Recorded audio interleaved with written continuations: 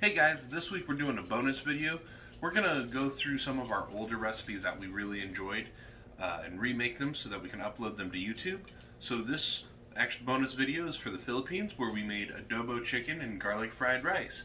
Hope you enjoy it. We're gonna start with the marinade for the chicken. Alright, so we're gonna start with our marinade. It doesn't take that many ingredients. First we're gonna put our chicken in a Ziploc bag.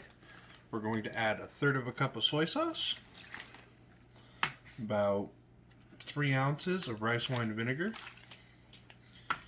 3 large cloves of garlic, or more if you really like garlic,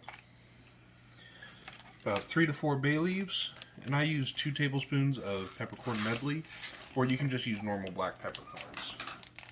Alright, so we're going to get this in a bag and make sure we get it mixed up nice and well before we pull all the air out. Like that, make sure we get it, all these nice seasonings well distributed. You know, make sure the bay leaves kind of get around the garlic and the peppercorns, you know, around like that. And then we're just going to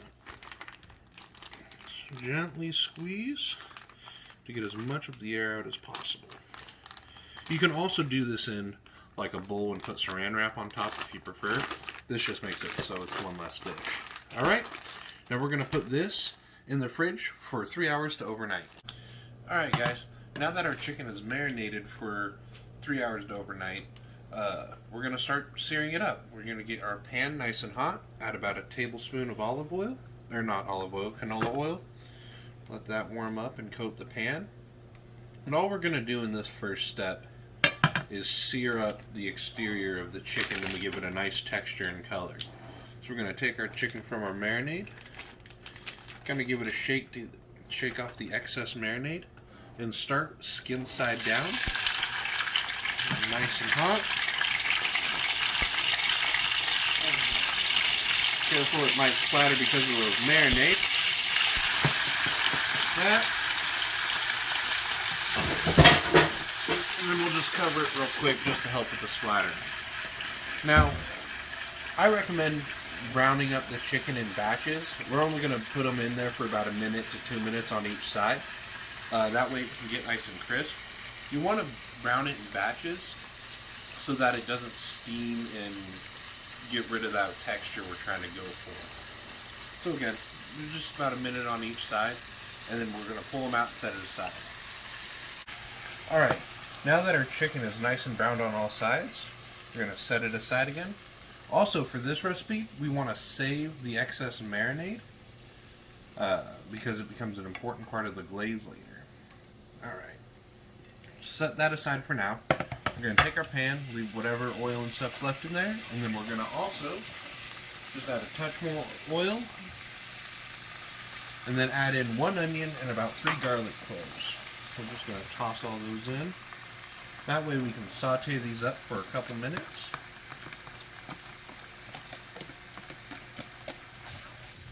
They'll help absorb some of the excess marinade that fell in when we were trying to sear the chicken and get a really rich flavor.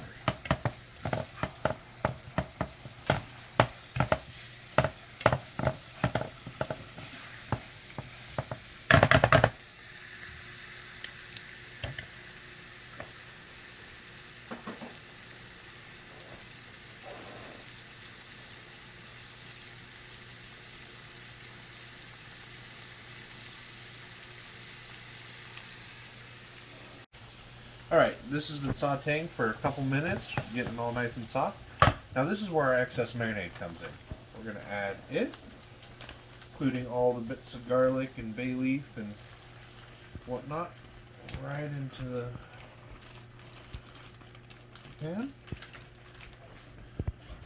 Then we're also going to add 1.5 cups of either chicken stock or water. Today we're using chicken stock. Then about 2 tablespoons of brown sugar.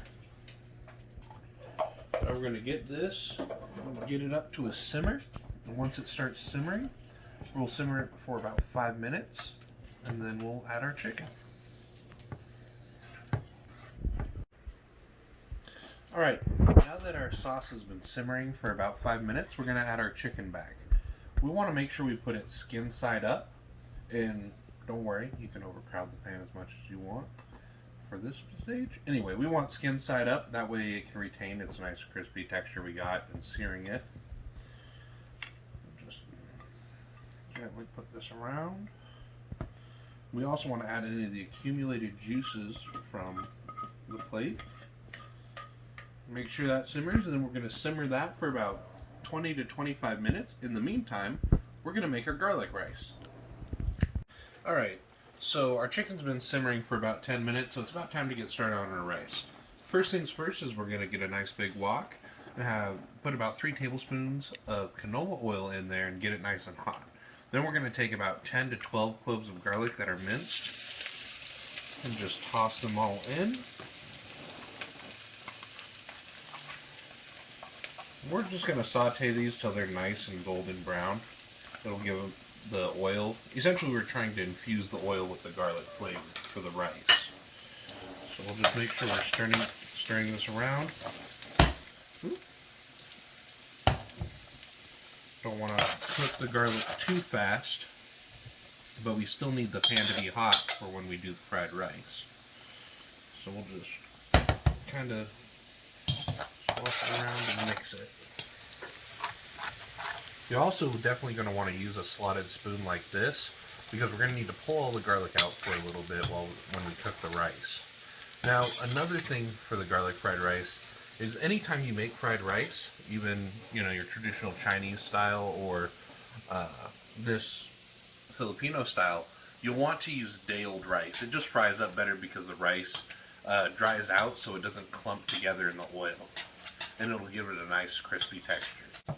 Alright, as you can see, we've got our garlic, a nice golden brown. We're just going to set this aside for now. That way we can use it as a garnish on top. It makes a really great crispy garlicky goodness. We're just going to try to pull as much of it out as we can. Realistically, you might not be able to pull it all out, and that's okay. But we just want to try to remove as much as we possibly can. That way it doesn't burn when we do the rice.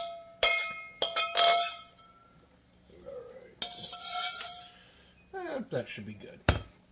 Okay, so now we take our day-old rice. Also, if you don't have day-old rice, what you can do is you can make your rice up and then try to put it as flat as you can and put it in the fridge to cool down rapidly. That'll cause it to dry out a little bit to make perfect day-old fried rice, or day-old rice. We'll just take all of our rice, toss it right into that oil. You'll use about 4 cups of rice for this. Just toss it in the oil, try to get as much coated with the oil so you can get it nice and crisp. Alright, so we've been frying our rice for about 5-6 minutes. Basically, you just want to fry it till it's the texture you want.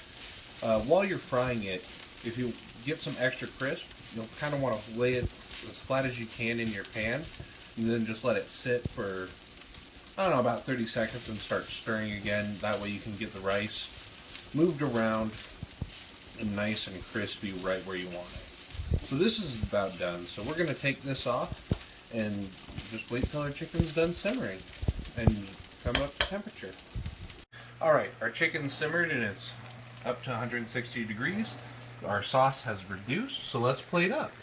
First we're going to take some of our garlic rice, place it in the bottom of our bowl, like so.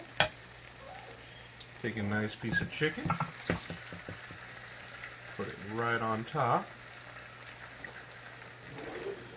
Then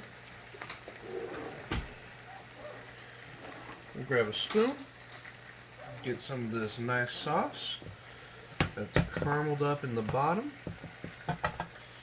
to help put it on top.